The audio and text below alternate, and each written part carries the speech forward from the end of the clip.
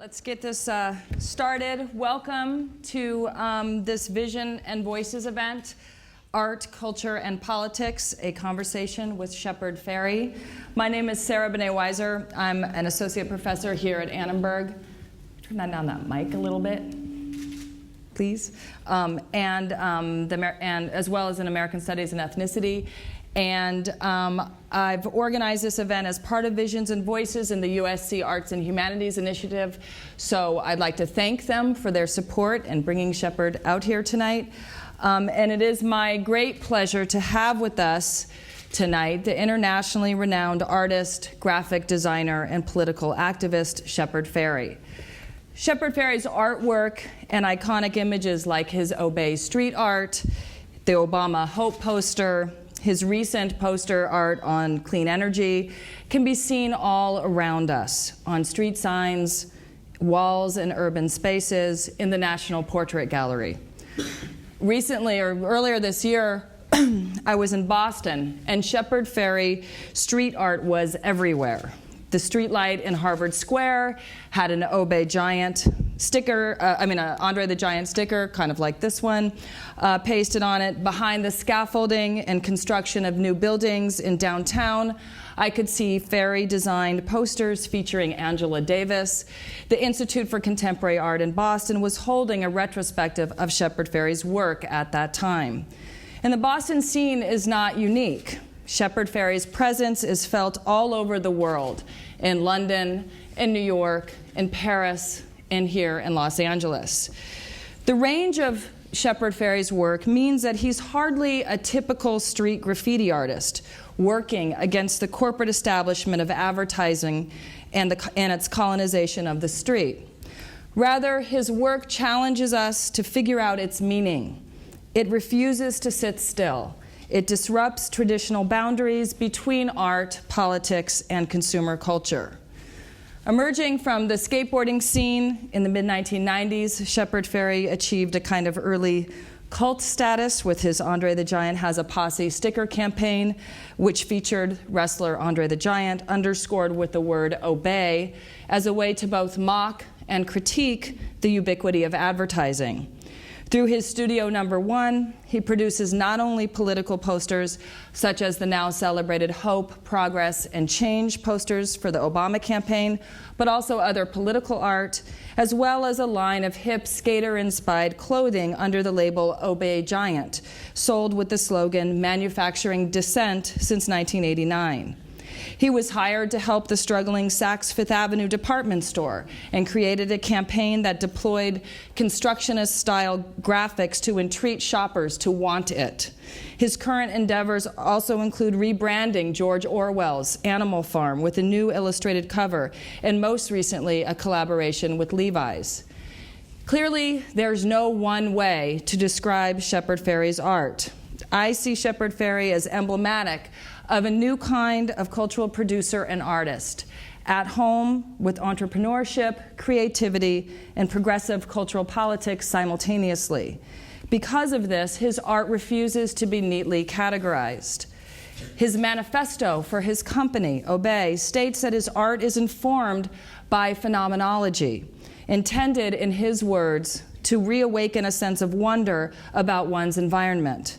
This commitment to wonder, to questions and critique, his play with art and commerce, and his recoding of the language of capitalist critique into campaigns that are playfully yet directly about some of the problems of consumerism are key characteristics of Fairey's unique kind of art, which encourages individuals to create, experience, resist, and challenge identities through and within the visual and political culture of the current marketplace. So with that, I'd like to now talk to him about this, so please join me in welcoming Shepard Fairey.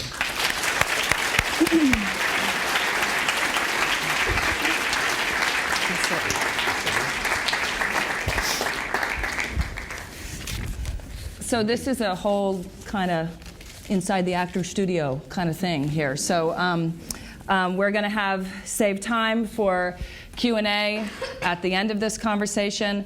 But what I'd like to do is kind of ask Shepard some questions and have him just talk about his life and his work and his politics and everything else. So kind of, to start off, everyone has an origin story. You have one that's repeated in, many different ways in the press. So maybe you could share that with us. Yeah, I guess everyone's probably looked at this slide. It's been up for, 20 minutes? I love the Andre the Giant story just because it's so random. I was into a little bit of my background. I grew up in South Carolina. There's not a lot of progressive culture there. I got into skateboarding and punk rock when I was 14, and it was life-changing. Bands from, the Sex Pistols, the Clash, the Dead Kennedys, they really opened my eyes to some cultural and political and social critique, and got me interested in how art could work with, with things that were political. I decided I would like to go to art school. I applied to the Rhode Island School of Design, and the summer after my freshman year at, we'll call it RISD for short, I was working at a skate shop, and I was making homemade t-shirts because I'd really gotten into making my own handmade t-shirts. And I had a friend over who wanted to learn how to stencil, make a stencil, because that's how I was making my shirts. And I looked through the newspaper and found a picture of Andre the Giant, this picture, and said, "Why don't you make a stencil of this?" And he said, "No way, that's stupid, I'm not making that." And our scene at the skate shop, the shop was called the Watershed. All the people that hung out at the Watershed were the team of us was called Team Shed. And I said, "What are you talking about, man? Team Shed is so played out. Andre's posse is going to be the new thing." And it was very, very spontaneous, but he was like, "Really? Yeah, what's this Andre posse thing about?" And I said, "We won't tell anybody what it is. We'll make some stickers and we'll give them to some people and say, like, here's the deal. You can't tell anybody what this is." It was just a very spontaneous joke.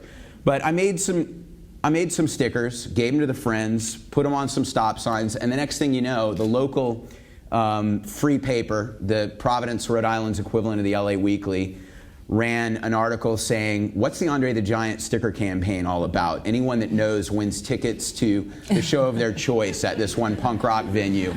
And so, I had made literally, maybe 500 stickers at that point, 1,000 stickers. But to see that something that started spontaneously as an inside joke with some skateboarder friends had actually generated a reaction from a media outlet, and then the circulation of that paper was 15,000, so they'd amplified the number of impressions many, many times over. It really started me thinking about images in public space and how people are really used to seeing advertising, but when there's something that's other than advertising that's popping up that's hard to explain, they want to know. They want to get to the bottom of it. And some of the different interpretations I was hearing I consider to be like a Rorschach test. They reflected the personality and the sensibilities of the viewer, and I was very fascinated by that. So this happy accident ended up becoming an obsession for me. I thought the more stickers that are out there, the more important it seems. The more important it seems, the more people want to know. And you've built something from nothing, and I get to just watch this process unfold. Of course, I thought that process was going to take about 3 months, not 20 years. But anyway. When was the moment where you kind of connected the sticker campaign with Obey? Well, that was much later. At first I thought this was such a spontaneous creation.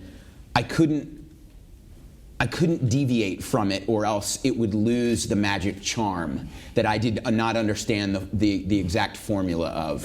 So I was very insecure, but I was still am, by the way. Who isn't? I was very intrigued by the process of image repetition, and I started to do a little bit of reading. And I was a huge fan of the Sex Pistols already, and had read a little bit about their interest in situationism, the idea that people have become numb through repetition, and they need unexpected spectacles to give them a new perspective. And then I also read about Martin Heidegger's theory of phenomenology, which is, I think, similar in concept, that there are things that are unique that can reawaken a sense of wonder about one's environment. And I felt that my sticker was achieving that, even though it didn't have any lofty ambitions originally. And over time, I thought, well, all right, Andre the Giant is not really, I don't care about wrestling. This was just an inside joke. I need to figure out a way to evolve something that, though it started off silly, I actually think has some more profound implications. So, first I just got crazy printing a lot of stickers, thousands of them. Then I saw a film called They Live. This is a still from that film. Has anyone seen that film?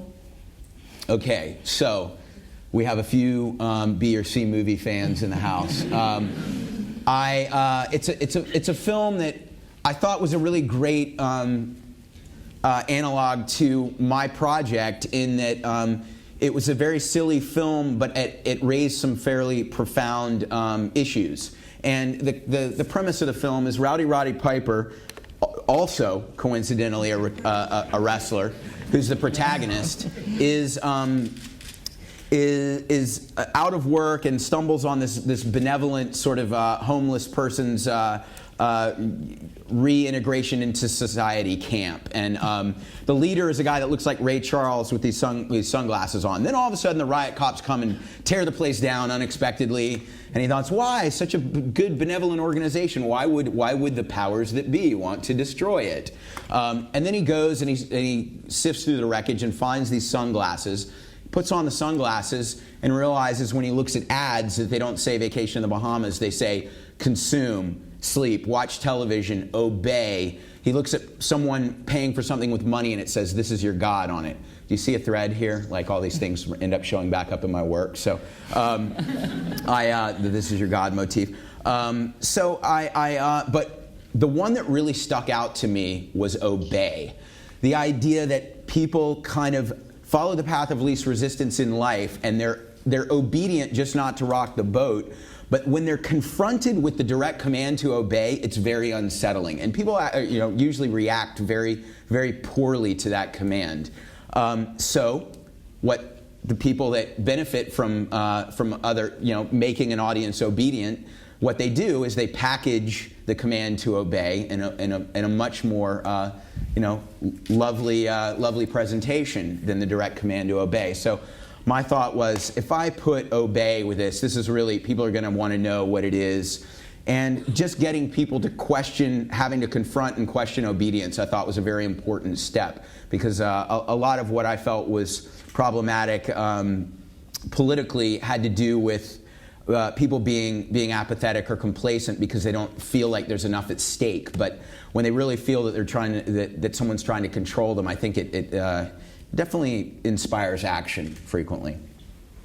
So, did you think when you were part of the Shed team, is that what it was? Yeah.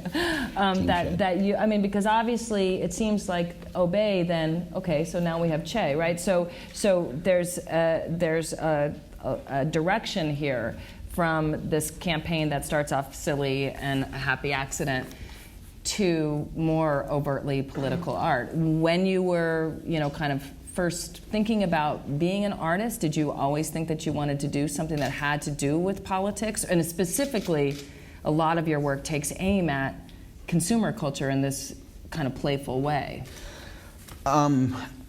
When I was younger and living in South Carolina, I thought that you had to make art of, this or a seascape. And my dad said, if you really make it, you'll get to do the South Carolina duck stamp.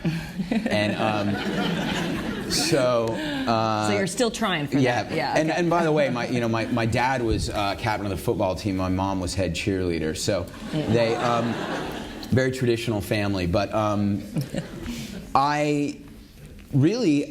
it's a USC professor, I don't know if he still teaches here, but Robbie Canal, while I was going to an art boarding school in Idlewild, California, on the way, up in the mountains towards Indio, we came into LA to go to an art fair, and there were posters around, and it was during Iran-Contra-Gate, and there were posters of Ronald Reagan painted very unflatteringly with the words Contra above and Diction below, and everyone knew that Reagan was lying about funding the Contras by selling arms to Iran, and Oliver North took the fall and all that. And I thought, this piece it's a great piece of art. It's got humor and politics all in one. That's the formula I want to do, And so Robbie Canal was a really big inspiration for me.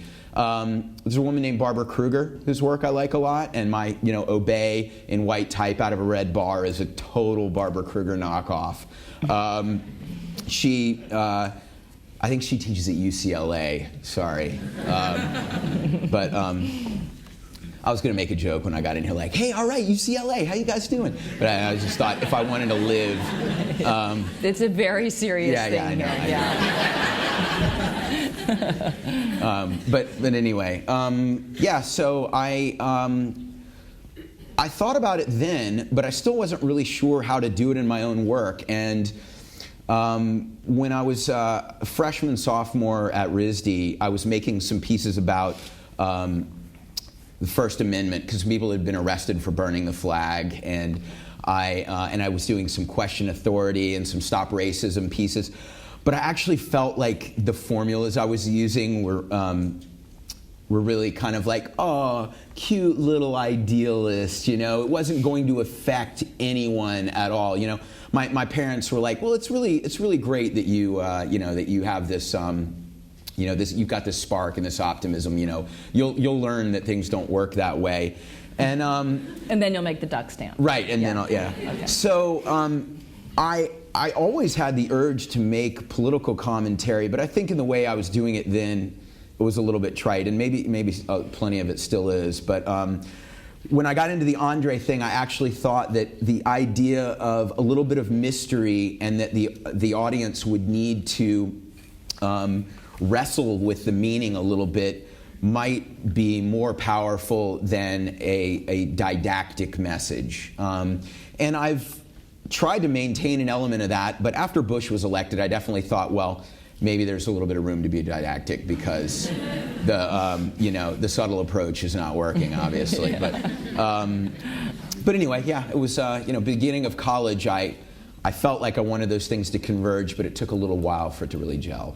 And so you moved to Che, and well, the joke here with this Che piece, and I use this. Some people are very offended by me desecrating, something that they consider a Latino icon, and I have ambivalent feelings about Che. But the actual reason that I did this piece was because Che had become such a hollow symbol of rebellion that most of the people wearing the shirt did not even necessarily know much about Che's life. And Rage Against the Machine, who I think are great politics, they made a shirt, and all of a sudden it's just cool to have a Che shirt.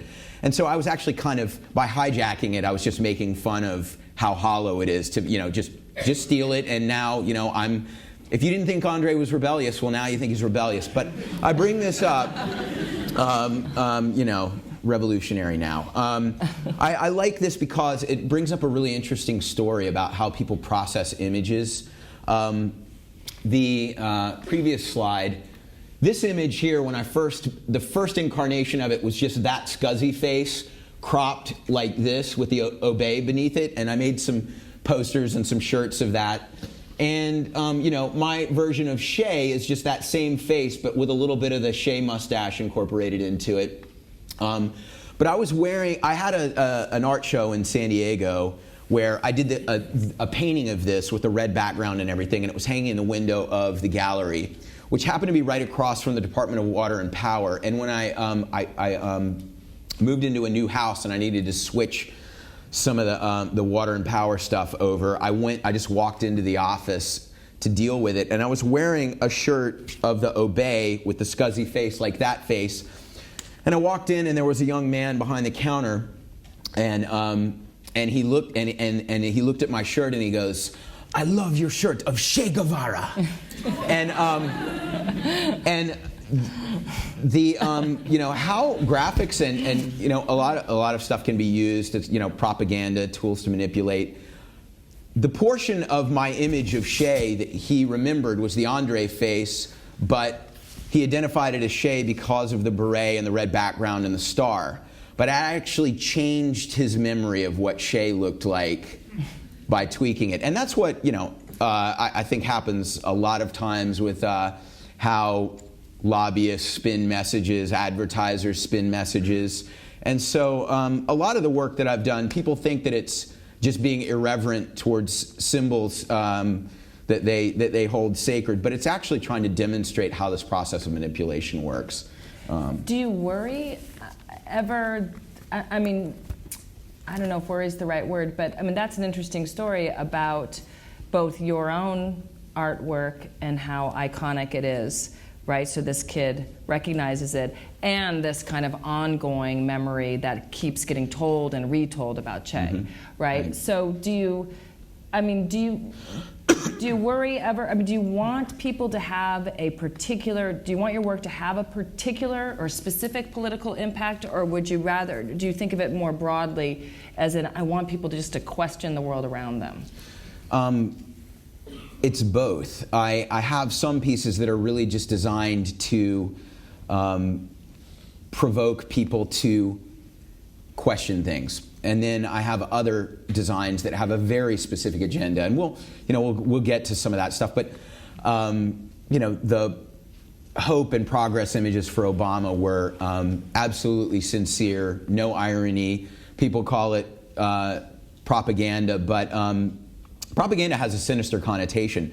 Yes, it was propaganda, but everything is propaganda. When you watch MSNBC, and then you watch Fox, and you see the two ends of the spectrum. They're both supposed to be reporting the news. There's an agenda there. There's propaganda. There's so much propaganda out there. I feel that sometimes I'm just trying to get people to question everything they're inundated with. Other times, in the case of Obama or my clean energy stuff, or some of my other political anti-Bush stuff, I'm saying, I think that this has merit, or this we should be worried about, and I like being able to have a range in my work where I'm absolutely committed to a specific point of view with certain things, and with other things I'm asking the viewer to wrestle with it internally. So have you ever? I mean, speaking of wrestling internally. Your artwork is kind of squarely situated within consumer culture. Some of it challenges it, some of it critiques it, some of it mocks it, some of it is part of it. Your Obey clothing brand. Right. What do you see the relationship between or how do you understand the relationship between politics and consumerism? I mean, I think that there's this kind of ongoing story out there that you can either be political or you can be a consumer, but the two never should meet. And I think that more and more it's impossible to not, have some kind of meeting of the two. So I was wondering if, Well, I understand why people feel that way, because anytime there's a financial agenda, it should be very, very closely analyzed for ethics. I mean, when you look at a lot of the why the healthcare reform is being held up, it's the medical insurance, the drug companies. I mean, there are a lot of people that have a financial interest in it not happening. So I can understand that, but at the same time, I mean, I'm about to do a project with Converse for the RED program, where proceeds from the product go to AIDS in Africa prevention. I feel that if you accept capitalism as the economic system, and you don't want to just completely overthrow capitalism, then you have to find your way within capitalism to achieve the things you want to achieve. So that's why I make work that much of which questions aspects of capitalism, but it's the system that we're in, and am I going to try to achieve what I want within it, and use what I think is not ethically problematic about capitalism to help facilitate the things I care about? Of course I am. I mean, that makes sense. And people that dismiss that idea, I think the sad thing is that their pessimism has kept them from even trying frequently, and they feel that they will be for lack of a better term, slaves to the system, that they will work for someone, that they will not have enough control over their own lives. They feel like victims. And I approach what I do as this is the system, and I'm not going to be a victim, but I'm also not going to victimize others. I'm going to do what I can to have my ethics align with my participation in capitalism. Right. And so I see that connection with, looking at this, also the use of public space. I mean, we were talking earlier about how this is in part your expression of your, First Amendment rights, and, talking about the use of public space, freedom of speech, and how that's then, connected to this critique of capitalism. So maybe you could, talk about how this works. Well, I think that we're all taxpayers, or will be at some point, and therefore public space, a little sliver of it's owned by everyone. And the idea that space would be controlled only by people with a financial agenda that will justify spending money on advertising, that they can then put whatever they want in public space, yet someone that has some other form of expression that is not going to generate the money for them to pay for the space doesn't have the right to use it, just seems like a very ridiculous idea. I do respect private property, and some of these pieces are on private property, but as you can see, not well kept. So what I try to do as an artist is definitely call into question the control of public space. See, blank billboard. City walls that are already a little graffitied or scuzzed up. I feel like that's a legitimate space for my expression, and I'd never want to inconvenience anyone with the work that I put up. But especially before the internet, I mean, this was one of the only ways that someone that wanted to have a platform to communicate publicly could find for themselves. And I actually still think that it's in some ways more inspiring than the internet. It's very easy to get on the internet and blog or post comments, but does it inspire the same reaction from the audience that the person had a level of passion that they were really willing to literally take it to the streets? I think there's something to be said for that. I might be just one of those old people that's like, back before the internet, you had to do this, and it was so hardcore. I definitely, I'm an adrenaline junkie. I love the thrill of putting stuff up, and I've paid the price. I've been arrested many times. But I think that the idea that there's room for more than just advertising in public space, I think, is a very important concept. So yeah, here's some of my stuff, and it's a bit juvenile, but being juvenile can be really cathartic when you are incredibly depressed about what's going on. So. Where this, I think, was looking more for a chuckle from my other, my peers that were just as aghast at the situation. the Obama image was really about let's change the future rather than complaining about what's going on right now. Did you worry that people knew this stuff, the Bush stuff, and would then situate the Obama hope, alongside of that as also, irony or, that? Was that a concern when you were making this? My biggest concern was that we not have another Republican president. So everything else fell to the wayside. My wife was just about to have our second daughter, and I just really didn't want another Republican in office. I felt like it was the country was on a bad track. The Patriot Act, shrinking privacy, care for human rights, torture, so many different things. So I felt like I could deviate from what people's expectations would be for my rebel brand or whatever. And hey, this isn't ironic. What's your problem, man? I felt like I could live with that. And there's been plenty of backlash there. But that's, I think that the dialogue with the public is always very valuable and important, but I don't think anybody who makes reasonable art, whether it's music or writing or visual art, is going to benefit from worrying about what the public reaction is going to be. The moment you start second guessing your real feelings and your instincts, I think you falter.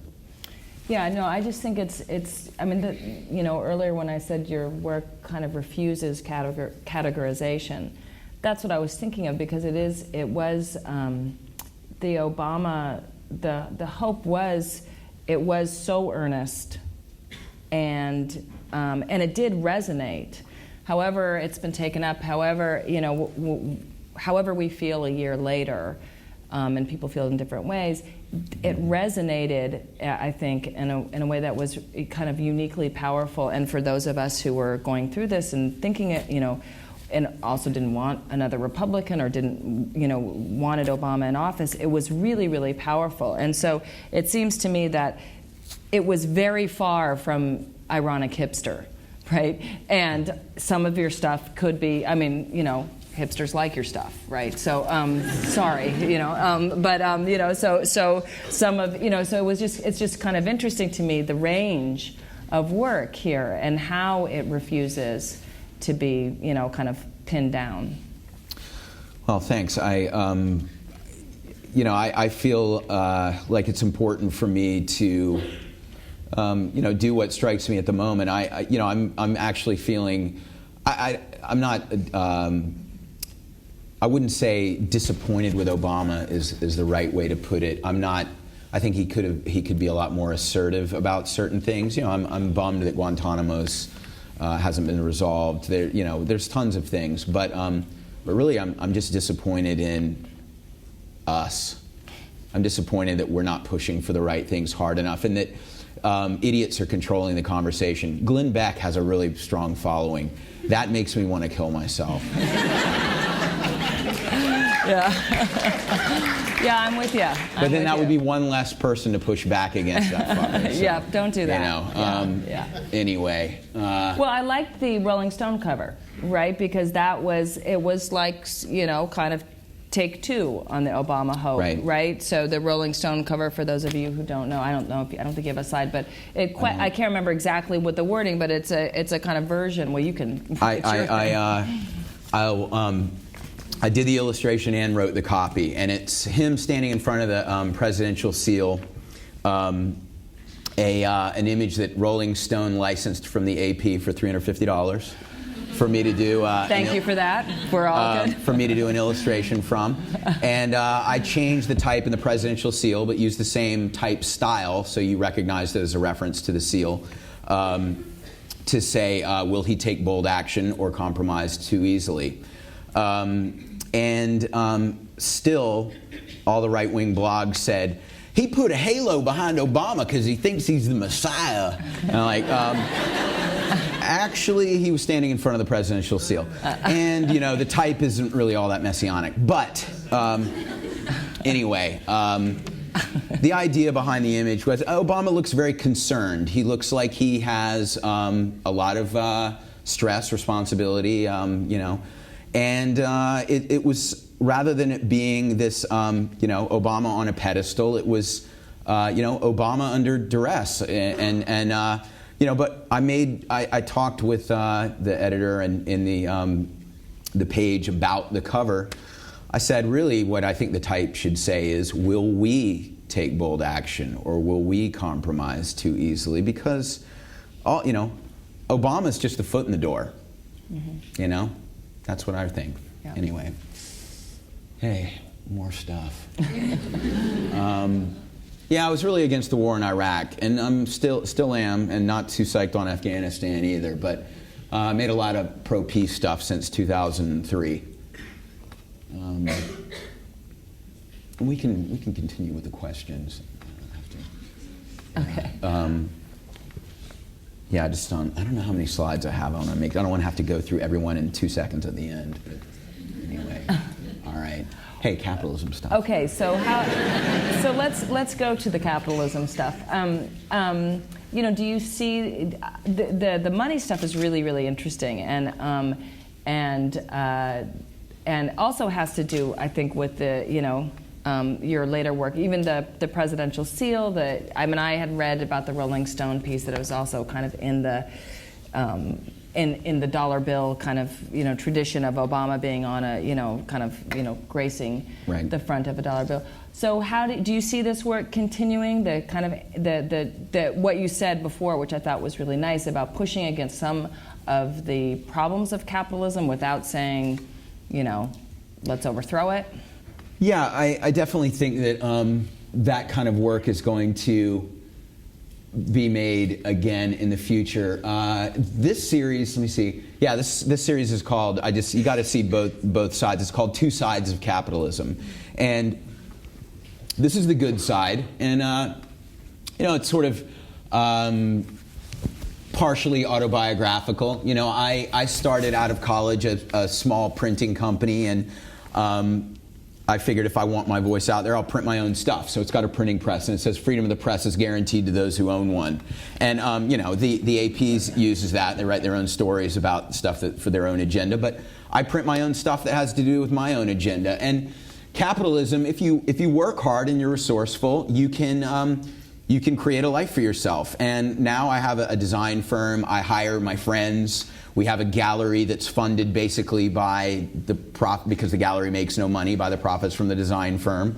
And you know, this is to me the utopian side of capitalism. Of course, there's you know, Uncle Sam then comes and takes a bunch of our money and spends it on wars that I don't want and stuff like that. And you know, it's got to pay this, that, and that, you know, bureaucracy. So there's aspects of capitalism that are no fun, but there are things that I see as positive about it. That's that side. And I printed money of this stuff, by the way, two sides of the bill. And and this side that looks like a real dollar, I would fold it up on that side and crumple it and leave it places. People would come and pick it up. But this is the it's actually a really sad story. I did it. This piece is an 11 by 16 foot piece, and I did it in Brooklyn, in New York, a show that I did called E Pluribus Venom, that was in a huge space with glass windows, and we were walking around Brooklyn. Usually I don't litter. I don't think it's a good thing, but I was dropping these dollars around, and a homeless lady walked into the gallery the day, the last day before the opening, and said, like, "That's what that is. I've been picking up those dollars." But we had some food and drink there for her, so we hooked her up. But anyway, this side of the dollar, you know, is about you know, things that are bad about capitalism. Money going to the war, the United States and its you know, economic imperialism, the idea that people feel that they have to spend money on really stupid material things, live beyond their means, and then they become stressed out and in debt, and so on and so forth. There's paying really, really high interest rates that are should be illegal. All of this stuff. Credit card companies are predatory. People, we know about the mortgage crisis, predatory. There's a lot of problems with capitalism, and that's what regulation is for. Regulation should be, to protect people from the bad side of capitalism, which, Bush did a lot of deregulation, and now Obama trying to re-regulate some things is a socialist. Yeah. So. Yep. Yep. It's awesome, right? All right. There we go. Well, I want to make sure that we have time for people to ask questions, but I was just, I don't know if you had anything to say to anyone here who is kind of interested in using art to critique, or using art as politics, just to talk about the possibility of it, because it does seem that this range of slides shows us the graffiti and the dollar bills that you dropped everywhere and the gallery art, and I feel like that it would be much better if we had a lot of people putting stuff on public spaces that critique this than having more Glenn Beck books sold. And so I'm wondering if you could just talk about how this works. I mean, can you just do this? I think that a lot of people could make powerful work. One of the things that I see fairly consistently is people fearing crossing over or blurring the lines between different categories, that if you're a fine artist, and you can't be political. If you're a graphic designer, no one will take you seriously as a fine artist. If you, if you make a clothing line, then you won't be seen as a serious fine artist, et cetera, et cetera. People sometimes feel that I for quite a while felt that I didn't necessarily have enough knowledge about certain things to make political commentary. But then I realized, well, the people actually making the policy obviously have less knowledge, so I think I'm safe. Yeah, I'm with you on that. I just think that, for me, I can't speak for anyone else, but the convergence of the things I'm passionate about, making pictures, solving visual problems, and then commenting on things that are going on in the world that I have an opinion about, this is the only way to go for me. And anyone that feels the same way, I don't think should hold themselves back because of silly categories of that are out there. I think that there's always a way, and I've had to rethink some of my approaches to things, because early in my career I wanted to have my screen printing company and print contract jobs for people and have my equipment there to make my own street art, and then eventually people would buy the posters, and it didn't work like that. I couldn't make enough money, so I became a graphic designer instead so I could still hone my skills. If you want something, just figure out different ways to do it, and if there's somebody else that's doing it and succeeding at it, get an internship. I mean, all these people that have interned with me that I just see, they may not have the exact skill set that I'm looking for, but if they have the passion, I'm always going to be open to that, because usually the people that seem very passionate about the things they care about are the ones that will improve, they will develop the skills, and I've seen that happen over and over and over again. So the idea of like, well, I got this job and it's okay, it's a paycheck, and one of these days I'm going to do this or that. Like, don't just do it. That's action. Action's important. Okay, well, that's a super good place to open it up for Q&A, I think, so that we have some time. We're going to do this as kind of town hall style, so if you have a question, you need to line up at the mic. Is that right? Gio? Where's Gio? Is that right? There's 2 mics, one here and one here. Town hall style. Town hall style. Ask your town hall question. Yes. A 2-part question. One, could you tell one of the better stories about getting arrested? And then my second question is, will you sign my poster after this is over? Yes, I will. Wow, there's been a lot of stories about being arrested. I'm going to have to keep it brief, but I've gotten arrested by the Vandal Squad in New York twice, and I got arrested in 1996, and they asked me if I was the guy that was doing all the Andre stuff. And I hadn't been arrested in New York before, and the guy was actually kind of charming, and he was like, look, if you tell me the truth, I'm going to let you go. And I have too much faith in humanity, so I said, yeah, I'm the guy that's been doing all the Andre stuff, but I'm getting ready to move to California, and so this is, sort of my last big trip.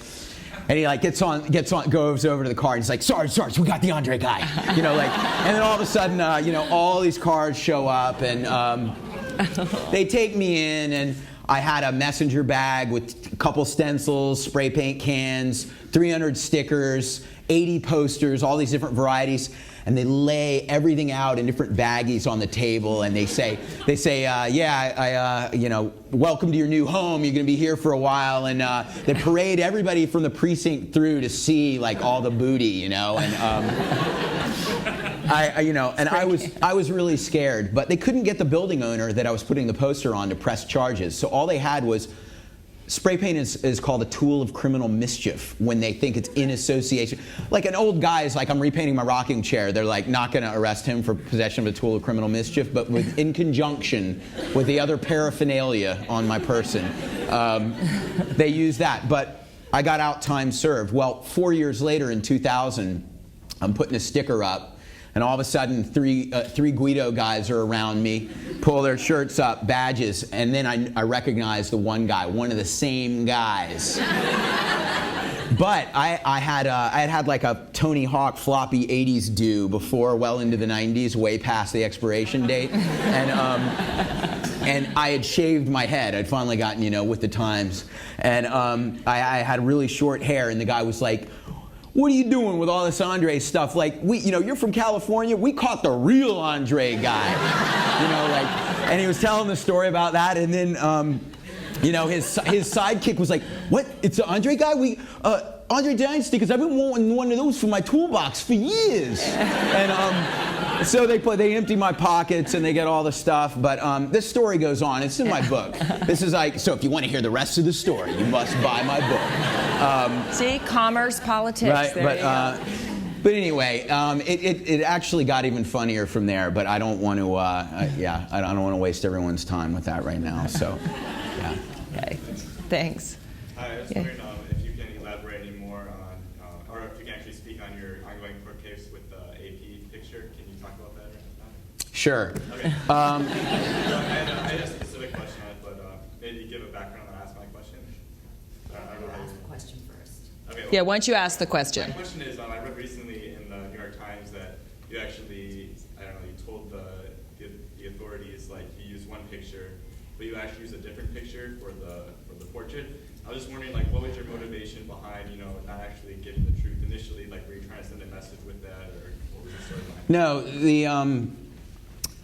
despite what the AP says, it was actually a mistake thinking that the tighter crop image was a crop from the wider image. And I can't talk about the details of it because it's ongoing right now. But anyway, it was an honest mistake. And then when I realized that I'd made a mistake, we were already into the case, and then I was too scared to come forward with it, and it's going to be something I regret for the rest of my life. But I did something a little bit dastardly, which I shouldn't have done, and I'm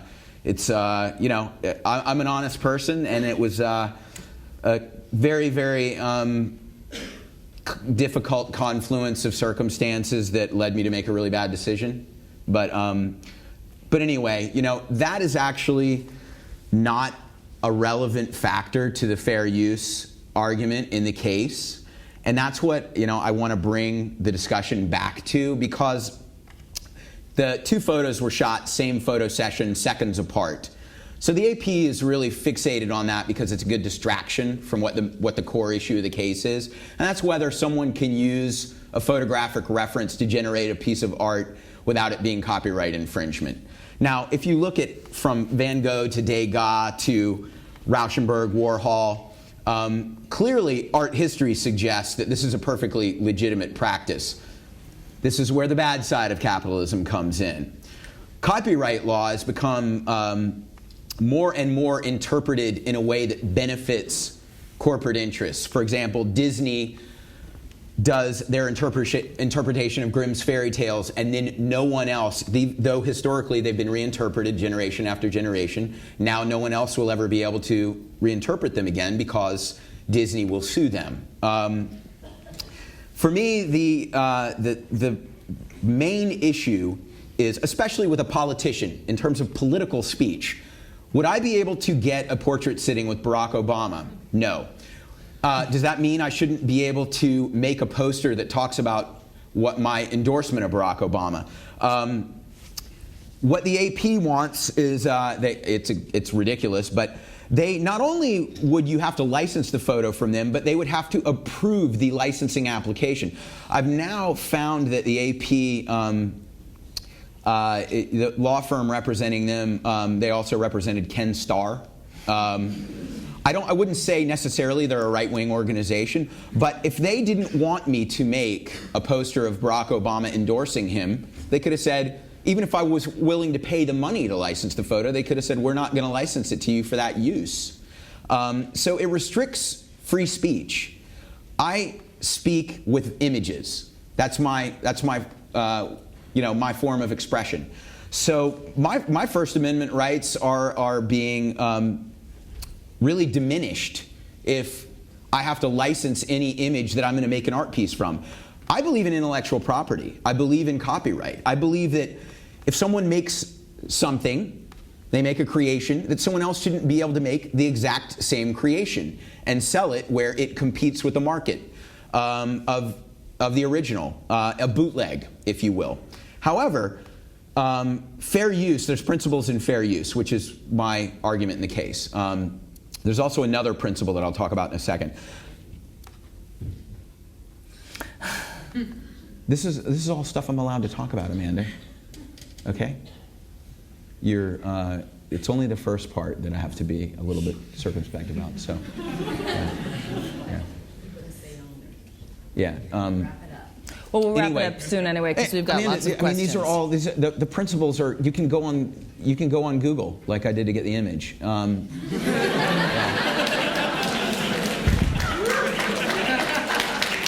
But anyway, the principles of fair use are: is the image aesthetically transformative?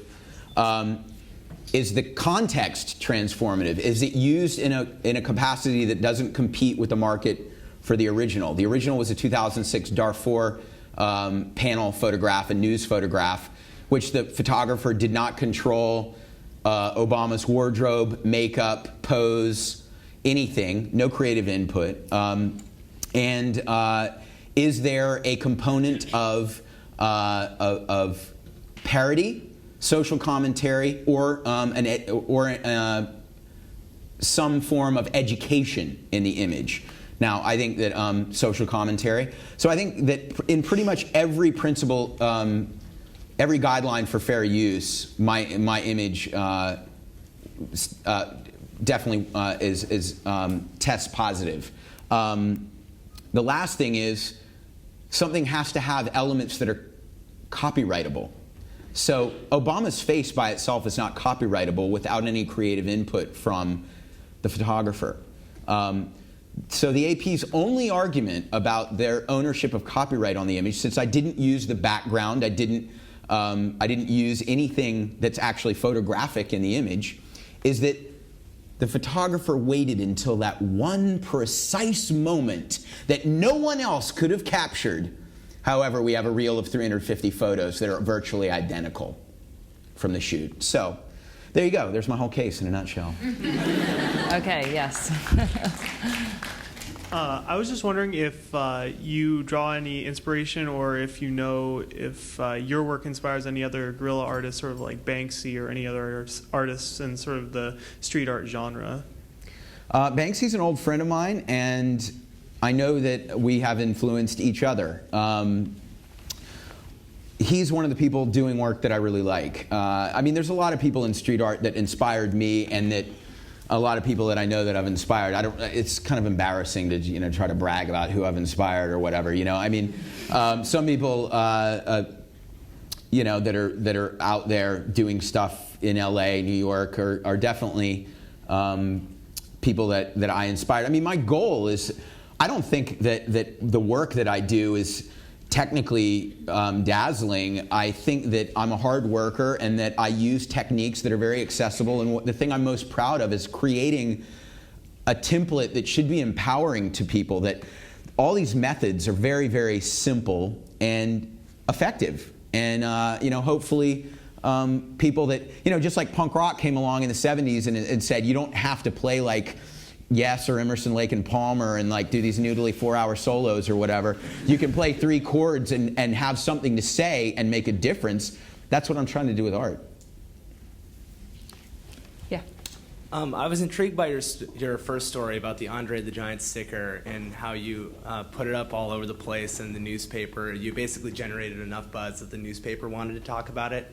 I thought to myself, well, a lot of advertisers do that now. I don't know if this is the best example, but the Gatorade campaign with just the G, they basically kind of did the same thing, put an ambiguous image out in space in order to sell their product. I was wondering if you could comment on the connection of the technique of just putting an image in space. You do it to sort of critique capitalism. They're doing the same thing to sell their product. Well, the name of my book is Supply and Demand, and the reason I chose that name is because observing how things cycle through culture, really based on supply and demand, has been really fascinating. So once guerrilla marketing, if you will, what I did with Andre as an experiment in phenomenology, once people see value in reaching those hard-to-reach, elusive hipster consumers with guerrilla marketing, they're going to do it. That's what the companies are going to do. And I think most people are sophisticated enough to smell the corporate rat. And then there's some times when I think companies do stuff that's actually genuinely creative, and whether it actually compels people to buy their products or not, it's something that's interesting to see on the street. And so I don't make any sort of blanket statements about like street art good, corporations bad. I mean, there's some street artists that are total assholes, and I, seeing their stuff just up and knowing them, I'm just like, and there's some corporations that are horrible. And there's some corporations that are really cool and support artists and do creative stuff. And to me, like, if they're going to do advertising, it might as well be stuff that's interesting to look at, and I'm fine with seeing it. So, yeah, there's just, there's a lot of different things. But I think it's great that, if people would see something and be like, is this a street art campaign? Is it a corporation? They analyze it closely, and they're scrutinizing. That's great. Yeah. As a clearly talented artist, I appreciate your statement that everything is propaganda, because of course it's our freedom to create whatever art is out there. Then along with that comes responsibility. So I have 2 questions for you. One has to do with, now that you have used your art to frame the great leader in a way, and it has some Maoist sort of overtones of the great leader. And now that the great leader is in place, and you said, I'm not going to victimize others, but now that the great leader is victimizing innocent people on the other side of the planet, What is, and has not repealed any of the Fourth Amendment problems with the Patriot Act and all of that. What is your responsibility around that? And then secondly, are you familiar with two pieces of street art that critique this type of thing? The first is the deception dollar, millions of them about the facts of 9/11, showing that it was more like a fascist situationist, horrific performance art than what we were told. And then the second one, the Obama Joker poster that was started in LA and spread around the world. Thank you. I'm definitely familiar with the Joker poster, and you know, I said, though I don't agree with the politics of the Joker poster, it was really effective. I mean, it's like good propaganda works on anybody. You know, you don't have to be smart to figure out that Joker poster. It's simple. Do I feel? You know, with Obama, the way I feel is the best possible step for a two-party political system that is inherently flawed, I think, was for Obama to be in office. So I don't look at it like, well, should I be mad now that you know that I did something that supported Obama and he's president, or should I take you know, feel a little bit more comfortable that things aren't even worse, which they would have been with McCain. I mean, McCain's far more of a hawk than Obama. Obama, I think, really rooted for Afghanistan because if he didn't, he would have been, people would have seen him as a very naive on national defense. I know some of the people involved in this campaign, and I think the reality is he definitely wanted to get out of Iraq right away, but everyone's saying like, oh, well, you're going to destabilize the country. Like, well, we're the ones that destabilized it in the first place. And Afghanistan, he's obviously having some second thoughts about.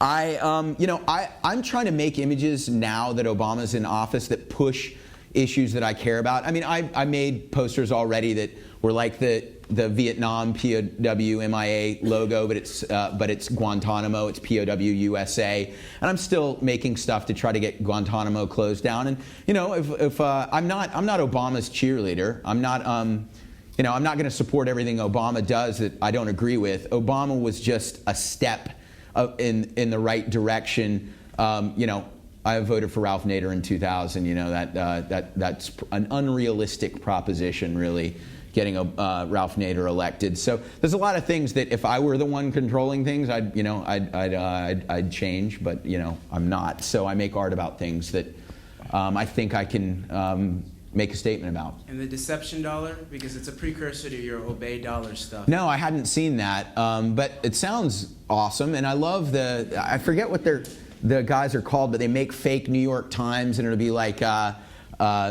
they throw out the yes men. The yes men, yeah. They put out the bundles of papers that are, you know, it's basically as if the copy were written by like Jon Stewart and Stephen Colbert or something, but it's great. I also think that the Rolling Stone cover answer also addresses your question in the way that, you know, you use your art to not be a cheerleader, right? But then to say, okay, so we had this sentiment of hope and progress and change, and it fueled a large part of this country. So now what? What are you doing? And you ask that question in the other image. So, you know, in terms of it comes with and a lot of responsibility. A lot of people during the time that I was during the campaign said, "Oh, well, Obama's going to turn out to be just like anybody else." Well, that's what I said in 2000, and that's why I voted for Nader. And we would have been in much better shape if Gore had been president. He was president. The Supreme Court. Right, exactly. But you know, let's just think about you know, the 8 years of Bush and how different things might have been. They might not have been great under Gore, but they still would have been better. So. Thank you. All right. Question? Hello. There was an image that resonated with me up there. It was a female figure veiled. I was wondering if you could talk a little bit about that briefly. It doesn't have to. Sure. Well, I think that the West has this, you know, xenophobic, reactionary thing with Arabs and Muslims in particular, that they're all extremists, jihadists, terrorists, and I think most people, doesn't matter what culture they're from, what religion they are, most people just want to live their lives in peace. And then there's some people who, personality types that are, you have it in Christianity, you have it in Republicans, you have it in Democrats, people that are extremists in whatever they are into, and they use religion as a tool to justify these extreme views. And I just don't think that that's a healthy way of generalizing an entire population's behavior to be the same as what a small extreme group does. And my idea with the peace fingers, with the sort of Arabic motif, and the Arab woman with the peace sign is just say, there's humanity everywhere, and let's try to look for the good in people, because empathy is a very, very important emotion to not encourage people not to victimize others. So just looking to convey a bit of that. Thank you. Sure. We have just room for a couple more questions. I wanted to thank you for bringing up those Iran contradiction posters. I remember seeing them in my childhood, and they had a great effect on me, but I completely forgot about them, so you brought them up. It brought back a lot of memories. So that's one. Thank you. And one of the street art things that's caught my eye of late are the bears. I read that it was an old intern of yours that creates these sort of stencils of a friendly bear around town. Yeah, he was one of the people I might have brought up, but since you did, I didn't have to. Phil Lumbang, he does these black bears and white bears, and they shake hands, and it's very, it's a really sweet sentiment. He's a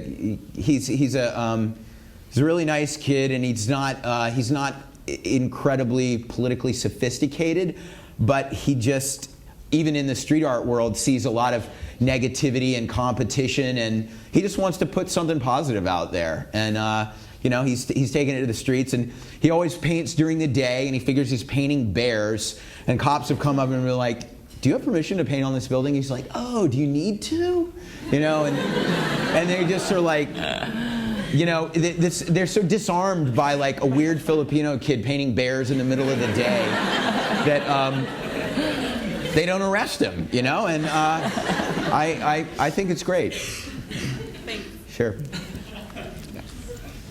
Hello.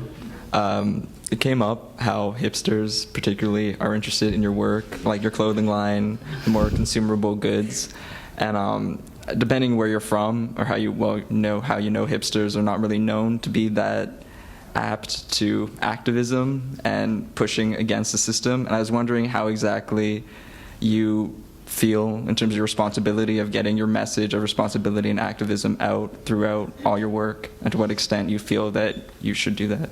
Well, I will say that I was the one I didn't mean to connect hipsters with the work if you didn't want the connection.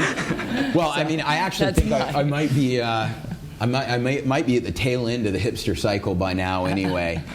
This old news, But I'm always making new designs. I responded to album covers, skateboard graphics, and T-shirts far more passionately than I did to galleries and museums. And I think that one of the most important things for me is to be a populist, to be accessible.